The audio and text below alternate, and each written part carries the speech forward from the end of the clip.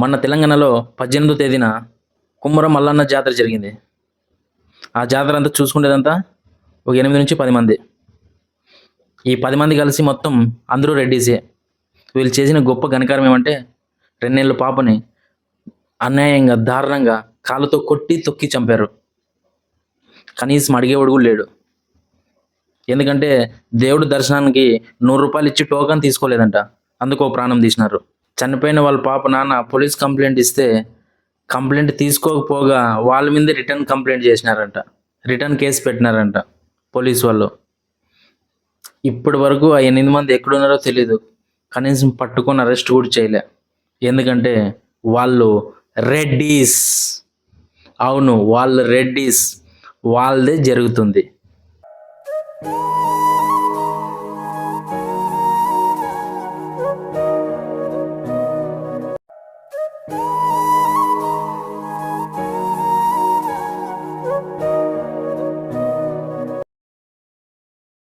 తెలంగాణలో మొన్న 18వ తేదీ కమ్మరం మల్లన్న జాతర. ఆ జాతరకి ఒక ఫ్యామిలీ వెళ్ళింది. ఆ ఫ్యామిలీనే గణేష్, చంద్రకళ అనే 2 వ్యక్తులు, గణేష్ వాళ్ళ అమ్మ, వాళ్ళతో పాటు 2 నెలలు నిండిన ఒక చిన్న పసికందు. వెళ్ళిన తర్వాత దాదాపు 70,000 మంది వచ్చినారు ఆ జాతరకి. అక్కడ ఉన్న అదే ఊరికి చెందిన ఒక రెడ్డి ఆ జాతరలో వీళ్ళు దర్శనానికి వెళ్ళేటప్పుడు చూసినాడు. చూసి వాళ్ళ క్యాస్ట్ లేవనెత్తి వాళ్ళ క్యాస్ట్ పేరుతో అడిగాడు అనమాట. ఏంద్రా పలానా క్యాస్ట్ వాళ్ళు వచ్చినారు టెంపుల్కి అని. అదేందండి టెంపుల్ కదా, మేము కూడా దర్శనం చేసుకుంటాం, మేము దర్శనం చేసుకుంటే ఏమవుతుంది దేవుణ్ణి అన్నారు వాళ్ళు.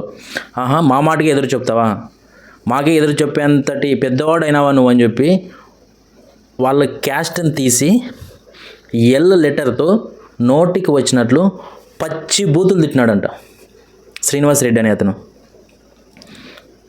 తిట్టి అక్కడ ఉండే వాళ్ళందరినీ పిలిచినాడంట బయటికి దొబ్బండి అనేలాగా. అప్పుడు గణేష్ వాళ్ళ అమ్మ, వాళ్ళ వైఫ్ అడ్డం పోతే వాళ్ళను కూడా లేడీస్ అనుకోకుండా చాలా వల్గర్ లాంగ్వేజ్ యూజ్ చేసి తిట్టినాడంట ఈ రెడ్డి. తిట్టి వాళ్ళు వెళ్ళిపోయిన తర్వాత ఈ గణేష్ ఒక వాట్సాప్లో వాయిస్ మెసేజ్ పెట్టాడంట. ఆ టెంపుల్కి సంబంధించిన దాంట్లో వాయిస్ మెసేజ్ పెట్టాడు. ఇదేంది ఇది, మా ఫ్యామిలీని నోటికి వచ్చినట్లు తిడుతున్నావు, అదే మీ ఫ్యామిలీని తిడితే నువ్వు ఊరినే ఉంటావా అని. అప్పుడు కోపం వచ్చి శ్రీనివాస్ రెడ్డి ఇంకా మిగిలిన ఒక 10 మెంబర్స్ని తీసుకొచ్చి ఒక స్టోర్ రూమ్లోకి వేసి ఎలా చితిక బాదారంటే అది చూస్తే అసలు మనసు తరుక్కుపోతుంది. దాదాపు 10-15 మంది కలిసి ఒక వ్యక్తిని చిత్రహింసలు పెడుతున్నారు. ఎంత టార్చర్ అంటే అంత టార్చర్ గురి చేశారు. అయినా కూడా వాళ్ళమ్మ అడ్డం వెళ్తే గణేష్ వాళ్ళమ్మ ఆమెను కూడా ఎల్లో లెటర్ యూజ్ చేసి బూతులు తిట్టినారు. ఏం చేయాలో దిక్కతోచిన స్థితిలో అప్పుడు గణేష్ వాళ్ళ వైఫ్ 2 నెలల బాలింత, డెలివరీ అయి 2 months అయిందంతే. ఆమె చిన్న పిల్లని ఎత్తుకొని మా హస్బెండ్ని కొట్టద్దండి అని చెప్పి అడ్డం పోతే ఆమె బ్రెస్ట్ పైన అదే పనిగా కావాలని బ్రెస్ట్ పైన గట్టిగా ప్రెస్ చేసి బ్రెస్ట్ని దూరం బూతులు తిట్టుకుంటూ దూరం తోచేసినారు. మళ్ళా వస్తే మళ్ళా కూడా బ్రెస్ట్ మీద చేయేసి దొబ్బుతున్నారంట. ఇంక వీళ్ళు ఏమో కొట్టి చంపేసేలా ఉన్నారనేమో. లాస్ట్కు నా కూతుర్ని ఈ చిన్న పాపను చూసి వదిలేయండి అని మీ కాళ్ళకు దండం పెడతాను అని వాళ్ళ దగ్గర చిన్న పాపని ఇలా పట్టుకొని కాళ్ళ దగ్గర ఇలా పెడితే ఈ శ్రీనివాస్ రెడ్డి అనేవాడు ఆ చిన్న పాపని 2 నెలల పసికందుని కొంచెం కూడా జాలి దయ లేకుండా కాళ్ళతో కొట్టి అంతటితో ఆగకుండా వాళ్ళ నాన్న మీద ఉండే కోపం చిన్న పాప పసికంది మీద ఆ కాళ్ళతోనే తొక్కి నలిపేసినాడు.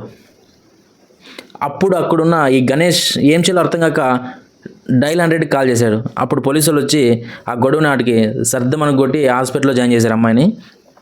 పాపం అమ్మాయి చిన్న పాప 18వ తేదీ గొడవ అయినాక హాస్పిటల్లో అడ్మిట్ అయింది.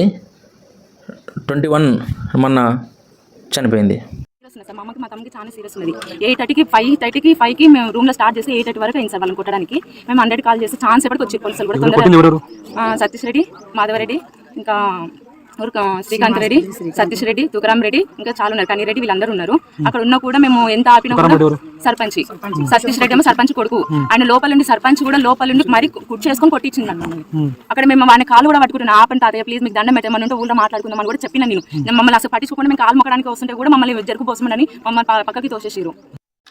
రామ్ చరణ్కి 2 ట్విన్స్ పుట్టినప్పుడు main stream media, social media, printing media మొత్తం అంతా అపోలో హాస్పిటల్ చుట్టూ పడిగాపులు కాశారు.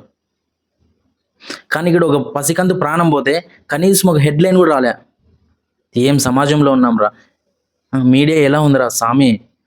నిజంగా అన్యాయం ఉండేది ఎక్కువ మీడియా ఉండాలి, కానీ ఎక్కడ డబ్బు ఉందో, ఎక్కడ సెలబ్రిటీ స్టేటస్ ఉందో అక్కడ మీడియా కన్వర్ట్ అవుతుంది. దీనంతటికి కారణం ఈ శ్రీనివాసరెడ్డి.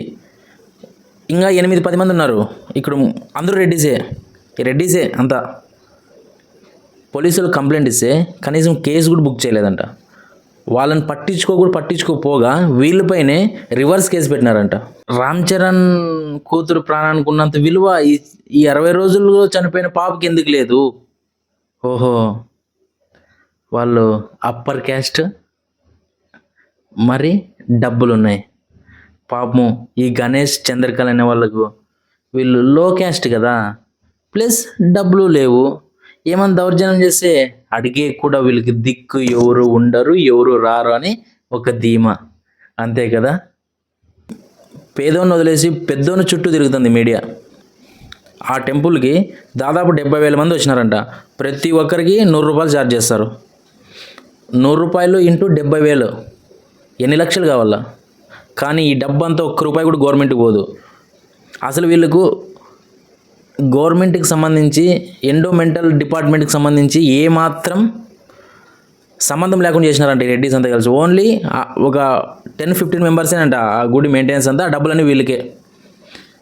ఇది మా సొంత ఊరిలో మేము దర్శనం చేసుకోకూడదా అని అడిగిన దానికి ఇదంతా ఈ ప్రాసెస్ జరిగింది. మొత్తం దీనంతటికీ కారణం శ్రీనివాస్ రెడ్డి, సంతోష్ రెడ్డి, తుకారాం రెడ్డి, ఇంకేడోడో బోసిడికి గాడు ఉన్నాడంట. మొత్తం 8 మంది, అందరూ రెడ్డిసే. ఎక్కడ చూసినా, ఏ ఫ్లెక్సీలో చూసినా, ఏ పోస్టర్లో చూసినా గడప లోపలే మన కులం, గడప దాడితే అందరూ హిందువులం అని చెప్పి పెద్ద పెద్ద ఫ్లెక్సీలు వేస్తారు కదరా. కనీసం ఇప్పుడు ఎక్కడ పోయినారా హిందువులు? వాళ్ళు తక్కువ కులం అని చెప్పి 2 నెలల చిన్న పాప కనికరం లేకుండా కాళ్ళతో కొట్టి తొక్కి చంపినారంటే అసలు ఏ సమాజంలో ఉన్నాం మనం? సొంత విలేజ్, వాళ్ళ సొంత ఊరు, అందరూ తెలిసిన వాళ్ళే. అరే మన వాళ్ళు, మనం పక్కూరులో, మన ఊరిలోని కనీసం ఇంత జ్ఞానం లేకుండా ఒక పశువులా బిహేవ్ చేశారంటే వీళ్ళు చేసిన దానికి మొత్తం ఈ రెడ్డిస్ క్యాస్ట్కి, ఆ టెంపుల్లో ఉండే వాళ్ళందరికీ మొత్తం తెలంగాణకి బ్యాడ్ నేమ్. అసలు ప్రజల్లో ఎక్కడ మానం వస్తుందిరా ఈ సమాజంలో, నాకు అర్థం కాదు. టెంపుల్కి వెళ్తే క్యాస్ట్, స్కూల్కి వెళ్తే క్యాస్ట్, ఆఖరికి మన ఓటు మనం వేసుకోవడానికి వెళ్ళినా కూడా క్యాస్ట్ బేస్ చేసుకుని ఓట్లు వేస్తున్నాం. అరే వీడు మన క్యాస్ట్ రా, మనం వీడిని హెల్ప్ చేయాలా, వీడు అదర్ క్యాస్ట్ రా, వీడిని పట్టించుకోకూడదు తొక్కల్లా. ఏం జరుగుతుందిరా అసలు? ఆ 2 నెలల పాప చేసిన తప్పేమి? లో కాస్ట్లో పుట్టడం మా పాప చేసిన తప్ప? ఆ పాపకు తెలుసా మాది లో క్యాస్ట్, నేను మా నాన్నకు పుడితే నన్ను చంపుతారు, నన్ను కొడతారు, నేను ఈ క్యాస్ట్లో పుట్టకూడదు, నేను రెడ్డిస్లోనే పుట్టాలా, లేదంటే కమ్మాస్లో పుట్టాలా, ఇంకా దేవుడు రచించిన ఆ గ్రంథాల్లో ఎక్కడో పుట్టాలని ఆ పాపకు తెలుసా? అరే మీకు కోపం ఉంటే పెద్దలు, వాళ్ళ నాన్న కదా, వాళ్ళ నాన్న ఇంకా 2 ఏట్లు ఎక్కువ కొట్టు. చిన్న పాప ఏం చేసింది? కనీసం 2 నెలలు కూడా పూర్తి నిండలేదంట. 60 రోజులు కూడా లేదు అమ్మాయి భూమి మీదకి వచ్చి. ఆ పాపం ఎవరు మూడు కట్టుకుంటారు? చంపిన శ్రీనివాస్ రెడ్డి మూడు కట్టుకుంటాడా? వీళ్ళని వెనకేసుకొస్తున్న పోలీస్ డిపార్ట్మెంట్ మూడు కట్టుకుంటుందా? లేదంటే వీళ్ళు ఆ దేవుని చూసుకుందాము, దేవుని దర్శనం చేసుకుందామని చెప్పి ఆ దేవుని దగ్గరికి వెళ్తే ఆ దేవుడు ఆ పాపని భరిస్తాడా? ఇలాంటి వాళ్ళు ఓన్లీ మీ క్యాస్ట్, రెడ్డీస్ పండించిన పంట రెడ్డీస్ డాక్టర్తోనే చూపించుకోవాలా, రెడ్డీస్ వండిన వంట మాత్రమే తినాలా. లాస్ట్కి నాకు బూతులు వస్తాయి, ఆపుకుంటున్నా. కానీ దురదృష్టం ఏమంటే నేను ఈ వీడియో రికార్డ్ చేసే టయానికి మొత్తం తెలంగాణ అంతా అట్టుడుకుపోతుంది అమ్మాయి ఒక ప్రాణం పోయిందని. గవర్నమెంట్ నుంచి ఒక ఎమ్మెల్యే కానీ, ఒక కార్పొరేటర్ కానీ, ఒక ఎమ్మెల్సీ కానీ, కనీసం రేవంత్ రెడ్డి కనీసం ఇంత జరిగింది, అమ్మాయికి ఎందుకు కొంచెం కాంపౌండేషన్ ఇచ్చి నష్టపరిహారం కట్టించి, ఇట్లా లేదు నేను చూసుకుంటా, అన్యాయం ఎక్కడ జరిగిందో వెంటనే దీన్ని నేను చర్చించి కఠినంగా శిక్షిస్తా దోషులను ఒక్క మాట ఒక ట్విట్ అన్నా చేశాడా? లేదు. ఎందుకంటే రెడ్డి ఎవరికో మనకు తెలియకోకున్న వ్యక్తి ప్రాణాపాయంలో ఉన్నాడు, బ్లడ్ కావాలంటే ఇప్పుడున్న యువత ఏమాత్రం ఆలోచించుకోకుండా నిస్వార్థంగా పోయి వీళ్ళు బండ్లకు కూడా వీళ్ళే పెట్రోల్ ఖర్చులు సొంతం పెట్టుకొని పోయి బ్లడ్ డొనేట్ చేసి వస్తారు చాలామంది. వాపక వాళ్ళు ఎవరో కూడా తెలీదు, ఎందుకంటే ఓ ప్రాణం కాపాడాలని. అలాంటిది ఒక 60 రోజులు నిండిన పాప ప్రాణాలు తీసే రైట్స్ ఎవడిచ్చినాడు వీడికి? అది కాదు, ఇంత పోలీస్ డిపార్ట్మెంట్ ఇంత వ్యవస్థ ఉంది కదా, ఇది జరిగి 2-3 డేస్ అవుతుంటే వాళ్ళని కనీసం అరెస్ట్ కూడా చేయలేదు కదా. ఏం జరుగుతుంది అసలు? మళ్ళీ పోయి రివర్స్ వీళ్ళ మీద రిటర్న్ కేసు పెట్టారంట. మహాన్ బాబులు కదా. ఇదే ఒక పెద్ద హీరో మనమనుకో, లేదంటే ఒక పెద్ద పొలిటీషియన్ మనమనుకో, వాళ్ళ ఫ్యామిలీ మెంబర్స్కో జరిగింటే ఏమవుతుండే? చంపినోడిని ఆ రెడ్డిని శిక్షిస్తాండ్రి, ఆ లోకల్ ఎస్ఐని సస్పెండ్ చేస్తాండ్రి, ఆ సిఐని సస్పెండ్ చేస్తాండ్రి, రాధాంతం చేస్తాండ్రి. ఈ 2 నెలల పసికంద ఘటన చూస్తుంటే డబ్బునోనికి న్యాయం జరుగుతుంది కానీ డబ్బు లేనోనికి న్యాయం జరగదు, దొరకదు, దక్కదు. అరే ఆ ఎప్స్టీన్ ఫైల్స్ ఏదో వచ్చినప్పుడు అవునా అంతమందిని ఇలా చేశారా, అలా చేశారా, రేప్ చేసి చంపేశారా, అది ఇదని అంత ప్రతివర్తలాగా బుద్ధిమంతులాగా ట్రంప్ని తిట్టేది, ఎప్స్టీన్ కానీ తిట్టేది, అందరినీ తిట్టి ఇలా చేస్తారా, దుర్మార్గులు ఉన్నారు ప్రపంచంలో, అది ఇదని. అరే ఇండియాలో మన తెలుగు రాష్ట్రాల్లో ఇంత నీచంగా ఒడిగడుతుంటే ఏం చేస్తున్నారు? ఏం జరుగుతుందయ్యా అసలు? ఇప్పటి నుంచైనా మారండి, ప్రతి ఒక్కరూ మారండి. ఈ క్యాస్టు, కులము, మతము, ఆ దేవుడు ఈ దేవుడు వదిలేయండి. ఫస్ట్ మానవత్వం. ఆ అమ్మాయికి తెలుసా నేను నా మతం ఇది, నా మతం అది. వాళ్ళ అమ్మ వాళ్ళ నాన్న ఎవరు కూడా తెలియదు అమ్మాయికి. తెలుసుకొని కళ్ళు తెలిసి ప్రపంచాన్ని చూసే లోపల కళ్ళు నొలిపేసినాడు. లాస్ట్ టైము రామ్ చరణ్కి ట్విన్స్ పుట్టారని తెలిసిన వెంటనే social media, main stream media, paper మొత్తం అన్నీ ఇండియాలో ఉండే ఛానల్స్ అన్నీ అపోలో హాస్పిటల్ దగ్గర పడిగాపులు కాసినాయి.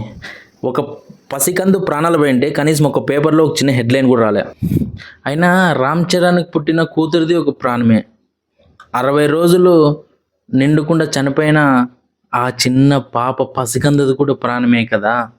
ఈ క్యాస్ట్ ఫీలింగ్ ఉన్న వాళ్ళందరికీ చేతులు ఎత్తి నమస్కారం చేస్తున్నాను. ఎంత వీలైతే అంత తొందరగా చచ్చిపోండి క్యాస్ట్ ఫీలింగ్ ఉన్నోళ్ళు. వాడు ఎవడైనా సరే, హిందూ, ముస్లిం, క్రిస్టియన్, రెడ్డి, తొక్క, తోటకూర, ఎవడైనా సరే, ఎవడికైతే క్యాస్ట్ ఫీలింగ్ ఉండి బ్లడ్లో నరాన జీర్ణించుకొని పోయింటారో మా క్యాస్ట్ ఇదే, మా క్యాస్ట్ ఉంటేనే ఈ ప్రపంచం బతుకుతున్నాను, ఎంత వీలైతే అంత తొందరగా చచ్చిపోండి.